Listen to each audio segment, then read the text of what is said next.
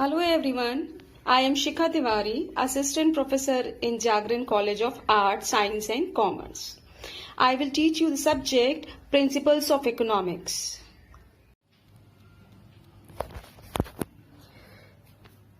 The term economics in English language has its origin in two Greek words, oikos and niamen. Oikos means household and niamen means management. When we added these two words, then it means management of household. Wants of each household are unlimited, but most of the means to satisfy them like food, cloth, etc. are limited or scarce. Thus we faced the problem of scarcity. The people, while managing the household, must make choice. People cannot have everything that they want, so they have to choose among the available alternatives. Because scarcity forces people to choose. That is why sometimes we call the economics as a science of choice. I have mentioned in my slide that economics is a social science. It is for human being. It learn how to make choices between the scarce resources and our unlimited wants. For example, in a family, how they allocate their income into the various household items as well as expenditures, along with saving the money for the future. For example, consumer has to choose those uses of his limited money income which are likely to yield him the maximum satisfaction. Now, come to the definition of economics, or we can say introduction about the economics. Economics tells us that how human being allocate his scarce resources to satisfy their unlimited wants, because our wants are unlimited in nature but our resources are scarce in nature, so that we have to maintain the balance or carefully allocate our scarce resources on unlimited wants. That is why economics is a study of how human beings make the choices to allocate scarce resources to satisfy their unlimited wants in such a manner that consumers can maximize their satisfaction, producers can maximize their profit, and the society can maximize its welfare. For example, the amount of a steel that is currently available in India can be used to set up the factory sheds or to build stadium. It may also be exported to other countries and other commodities imported in return. Similarly, milk may be used for feeding the babies, for preparing the tea or coffee, for making the butter and cheese and sweetmeats, and for various other purposes. So by this example, we can understand that our wants are unlimited but resources are scarce. We have to prioritize our needs and then allocate our resources on them. Now we will discuss the essence of economics. Imagine yourself as the richest person on the earth. Can you get anything which you get anytime? Certainly not. Thus, no matter how much resources means you have, these must be scarce in relation to your wants. So the essence of economics are scarcity and choice.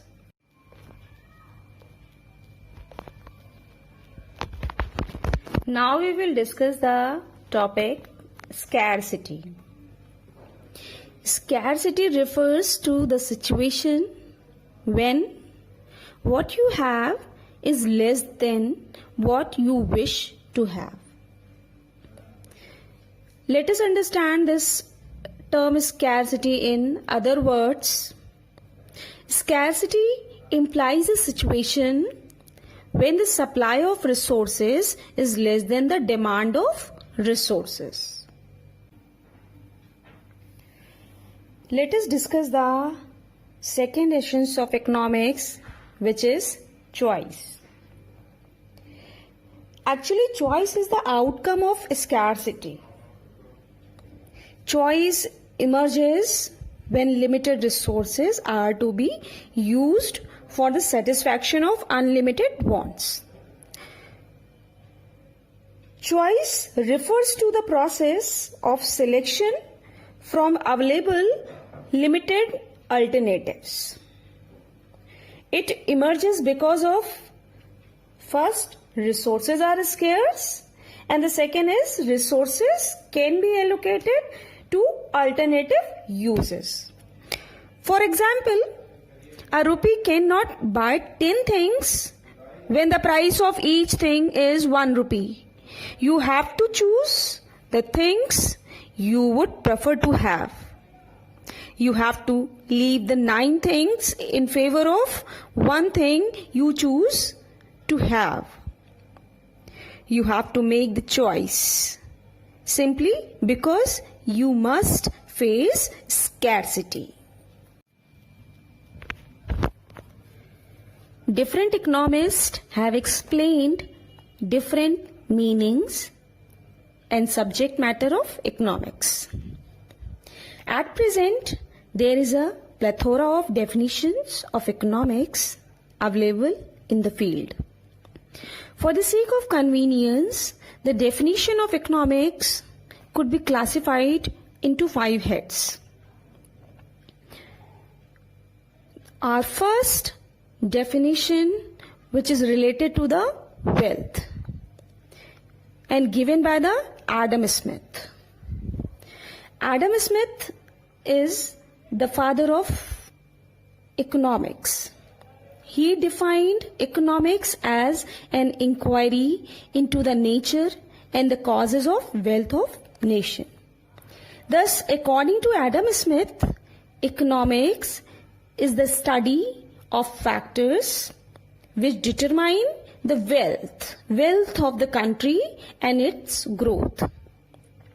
According to him, the great object of political economy of every country is to increase the riches and the power of the country.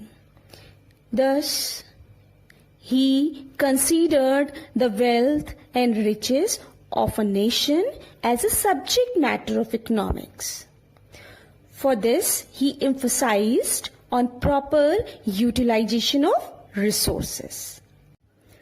Besides Adam Smith, there are other classical economists like David Ricardo, J.B. Say, F.A. Walker, John Mill, etc., who regarded economics as a science of wealth. Ricardo emphasized not only the production of wealth but on its distribution also. According to David Ricardo, the principal problem of the economy is to determine the laws which regulate the distribution of produce of the earth among the various agents of production. As per the definition of wealth, economics studies the activities of man which results in the production, consumption and exchange of wealth. So Adam Smith's definition focused on wealth. Adam Smith emphasized the creation and the expansion of society's wealth as a subject matter of economics. It aims at increase in wealth ignoring all other considerations. It is concerned with the activities in the economic man, who is guided only by the monetary consideration and doing something which bring him monetary benefits. Here, the economic man is the person who engaged in the consumption, production and other activities which are related to the society. Now come to our second definition of economics, which is the welfare definition. Basically, the wealth definition is not a precise definition. It lays importance on wealth rather than the welfare of the man. So, the welfare definition was given by the Alfred Marshall. Alfred Marshall was the first economist who shifted the emphasis from wealth to material welfare while defining the subject matter of economics. According to him, wealth was not the end of life but only the means to obtain the human welfare. According to Marshall, economics is a study of mankind in the ordinary business of life. It examines that part of individual and social action which is most closely connected with the attainment and the use of material requisites of well-being. It was a Marshall who pointed out that the promotion of human welfare is the ultimate aim of economics. And the wealth is only a secondary thing. It is merely a tool towards the achievement of that ultimate aim. The Marshall's definition explains the various features like it emphasizes on material welfare. It is primarily a study of human welfare, not the wealth. As per the Marshall, economics is a social science and not one which study isolated individual. We study the persons living in a society, influencing the other people and being influenced by them. The aim of economics is to study the human activities which are conducive to human welfare in the material aspect. So, economics study only the material requisites of well-being or causes of material welfare.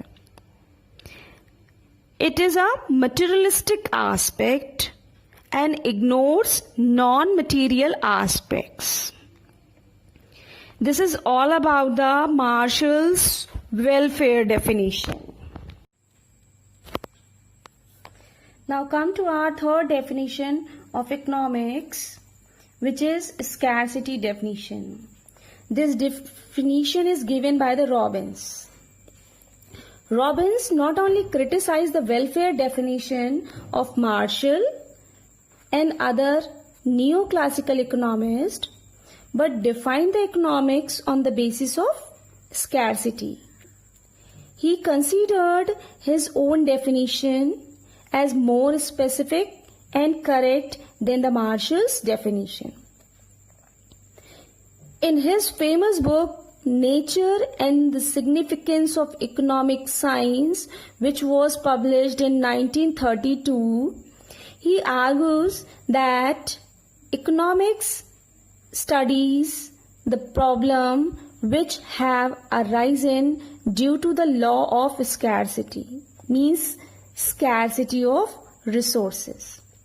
In his opinion, the economic resources are scarce.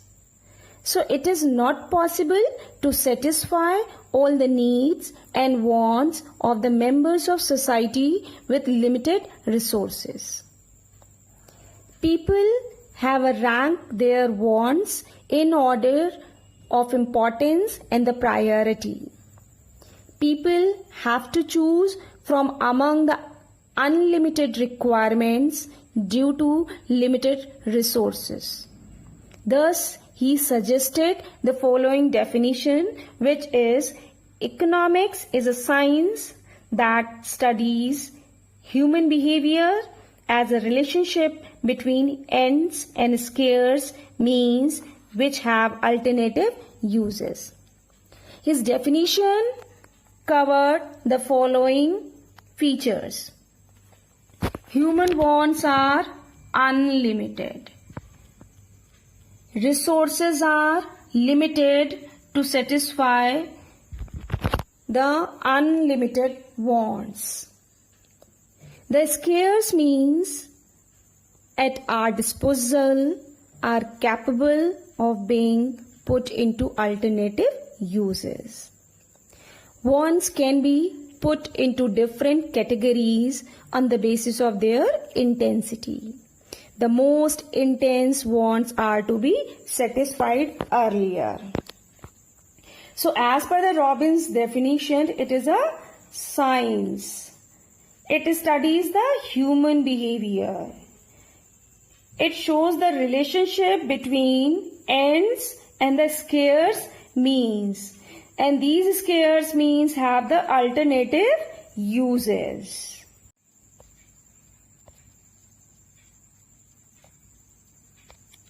Now come to our last definition, which is growth-oriented definition.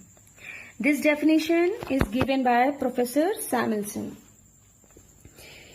In the scarcity definition, that definition was not practical and it was very difficult.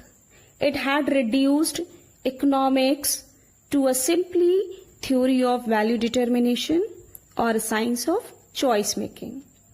It had nothing to do with welfare of man. The growth-oriented definition was given by the Professor Samuelson, which built up his definition on the basis provided by Robbins' definition. All the elements of Robbins' definition are inherent in the Samuelson's definition.